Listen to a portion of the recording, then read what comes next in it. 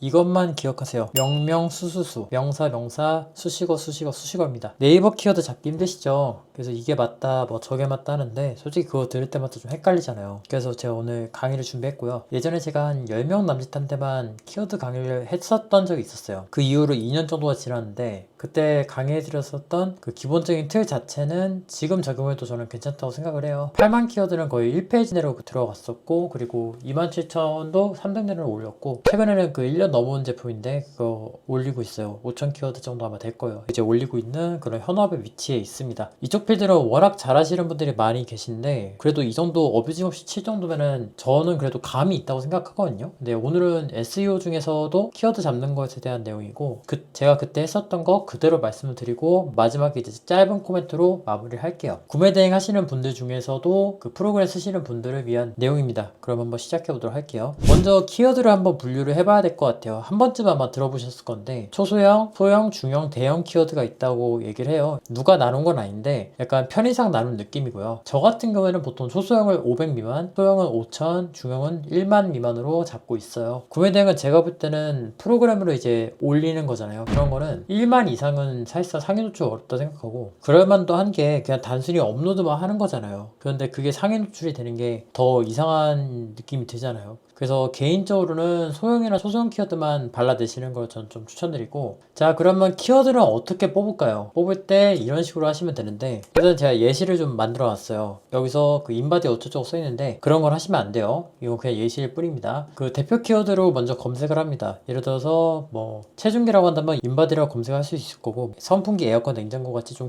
큰 키워드 있죠. 그거를 이제 검색하신 다음에 검색수 500 미만, 5000 미만, 5000에서 10,000 사이, 그렇게 7대 2대 1로 저는 뽑는 편이에요. 그리고 이게 아이템 스카우트냐 셀링아이냐 판단인가에서 뽑냐 라는 질문하시는 분도 계신데, 그거는 제가 예전에 찍어놓은 영상이 있으니까 그쪽을 참고해 주시면 조금 더 도움 되실 것 같아요. 그렇게 뽑은 키워드를 작성하는 방법은 명사 하나, 명사 두 개, 명사 하나 두 개, 그 다음에 수식어 하나에서 세 개 이렇게 뽑으면 되거든요. 그래서 명명 수수수 이것만 기억하시면 돼요. 결론부터 요약해서 말씀드리면, 첫 번째 키워드 룰이 왼쪽에서 오른쪽으로 갈수록 키워드 파워는 약해져요. 키워드의 힘이라고 할까요? 키워드 파워라고 할게요. 저는 키워드 파워가 뭐냐면 어떤 키워드에 노출이 됐을 때 상위 노출이 될 뭐 점수, 힘? 이라고 할게요. 그 키워드 파워라고 하는데, 그게 왼쪽에 있을수록 조금 더 높은 파워를 받고요. 그게 분산이 되어 있을수록 더 낮은 파워를 분배를 받습니다. 그래서 보통은 명사 두 개, 나머지는 수식어로 채워서 넣는 편이고요. 보통 이 명사를 지정할 때 통 키워드를 넣습니다. 그 통 키워드가 뭐냐고 하면 스타벅스 추천이라는 단어가 있다 해볼게요. 그러면 이 단어는 스타벅스 플러스 추천이잖아요. 그쵸? 이거는 통 키워드여서 한 개로 이제 안 띄고 쓴 거예요. 그러니까 무슨 소리냐면 스타벅스 추천이라는 단어가 이제 통으로 하나가 들어가 있는 거예요. 조금 더 쉽게 말씀드리면 단어 두 개가 결합이 되어 있는데 스페이스 바로 안 띈 상태를 통 키워드라고 부르시면 돼요. 자, 그래서 여태까지 내용을 좀 정리를 해보겠습니다. 일단 첫 번째, 아이템 스카우트에서 키워드를 찾습니다. 팔린 상품을 기준으로 아이템 스카우트에서 키워드를 찾고, 초소형 키워드, 소형 키워드, 중형 키워드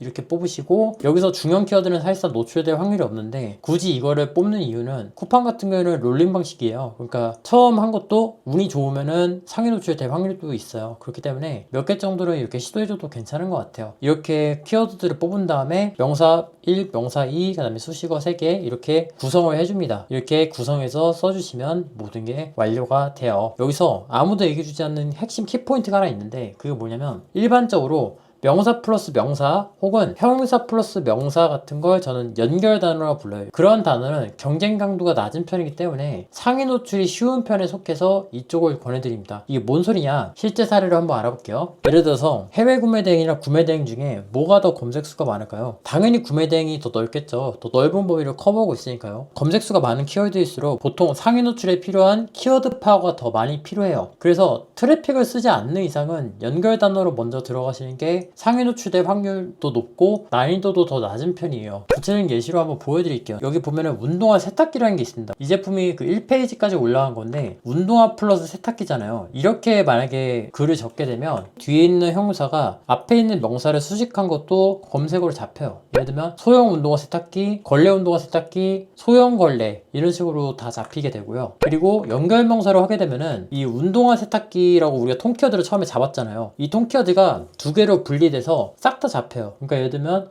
소형 세탁기, 걸레 세탁기, 소형 운동화, 걸레 운동화 이렇게 싹 다 잡히게 됩니다. 연결명사를 쓰게 되면 두 개의 장점이 있는데, 첫 번째로 키워드 파워가 단일 명사에 비해서 낮은 편이기 때문에 상위 노출 확률이 높다는 거. 그리고 두 번째는 연결명사로 쓰게 돼도 또 실제로 검색했을 때는 그 두 개가 쪼개져서 검색이 되기 때문에 통 키워드로 그냥 잡는 게 낫다라는 게 핵심이에요. 그리고 여기서 조금만 더 들어가면 형용사 두 개 붙은 것까지 검색이 된다는 건데, 이것까지 굳이 아실 필요 없어요. 그래서 실제로 이거를 검증을 해야겠죠, 가설이 있으면. 그래서 통계 보는 방법이 있습니다. 네이버 같은 경우에는 이 검색을 통해서 얼마나 들어왔는지가 확인이 가능하니까 그 통계를 봐주시면 돼요. 그래서 실제로 추적을 해보면 이제 운동화 세탁기가 메인이니까 넘버1으로 이제 유입이 되겠죠. 횡주 세탁기, 뭐 소형 세탁기, 소형 운동화 세탁기 다 잡히죠. 아까 얘기한 대로 그 내용들이 전부 다 잡히는 거 알 수 있어요. 유입을 확인하시고 이거를 통해서 어떤 거를 내가 밀어줘야 될지 알 수 있으니까 그렇게 해서 운영해 나가시면 조금 더 성과를 보실 수 있을 거예요. 그래서 오늘 내용이 상당히 어려웠는데 이해가 안 되시면 계속해서 돌려보세요. 이게 무슨 말인지. 그래서 내용을 좀 정리해 보겠습니다. 왼쪽에서 오른쪽으로 갈수록 키워드 파워가 낮아진다. 그게 1번. 그리고 2번, 가까이 붙어 있는 단어들일수록 조합이 됐을 때 키워드 파워가 세진다. 이게 2번. 그리고 3번, 키워드는 명명수수수, 명사 명사 수식어 수식어 수식어 이렇게 배열을 하는 게 낫다. 이렇게 세 가지가 키워드를 작성할 때 써야 되는 가장 기본적인 룰이라고 저는 생각을 합니다. 이건 약간 팁인데, 키워드 작성할 때 항상 나오는 얘기가 경쟁 강도에 대한 내용이 항상 나와요. 저는 지금도 키워드를 잡을 때 경쟁 강도를 보는 편이거든요. 참고로 저는 이런 미친 경쟁 강도도 들어가야 한다면 들어가는 편인데, 초반부터 이런 곳은 들어가지 않아요. 트래픽을 쓰지 않는 이상은. 제가 하면서 느낀 게 있다면 경쟁 강도는 보는 게 맞아요. 처음에 시작할 때는 뭐 아무것도 없잖아요. 구매 건수도 없고 뭐 리뷰도 없고 최신성 점수밖에 없잖아요. 그렇다면은 제일 낮은 쪽으로 들어가는 게 가장 합리적이지 않냐는 거죠. 그래서 처음에 시작하신다면 최대한 낮은 키워드들, 초소형이나 소형 키워드로 시작하는 게 저는 맞다고 보고, 구매 건수를 확 일으킬 수 있는 다른 수단이 있다면은 뭐 바로 중형이나 대형으로 시작해도 저는 무방하다고 생각합니다. 그런 의미에서 한 가지 예시를 한번 들어볼게요. 다음 세 가지 제목을 제가 준비를 했어요. 이 제목만 봐도 얘가 1페이지를 갈지 3페이지 정도로 나갈지 그게 좀 약간 예상은 돼요. 어떻게 알 수 있냐면 휘낭시에트, 마들렌트, 에그타르트 이렇게 세 개가 있잖아요. 근데 에그타르트가 유명하나요? 휘낭시에가 유명하나요? 마들렌이 유명하나요? 셋 다 유명하지만 그래도 에그타르트는 도시의 명물이 될 정도로 좀 유명하단 말이에요. 그리고 실제로 에그타르트는 좀 친숙한 느낌도 있고요. 그래서 그냥 딱 봤을 때 에그타르트가 좀 경쟁 강도가 셀 것 같다는 느낌이 좀 들어요. 만약에 저한테 결과치를 안 보고 이 중에서 뭐가 1페이지 갈 것 같냐고 한다면 저는 휘낭시에를 뽑을 것 같아요. 마들렌은 그래도 좀 자주 들어봤거든요. 둘 다 뭐 비슷할 것 같긴 한데 굳이 뽑자면 휘낭시에트 정도인 것 같아요. 그래서 실제로 이 결과치를 보면은 휘낭시에틀이 1등입니다.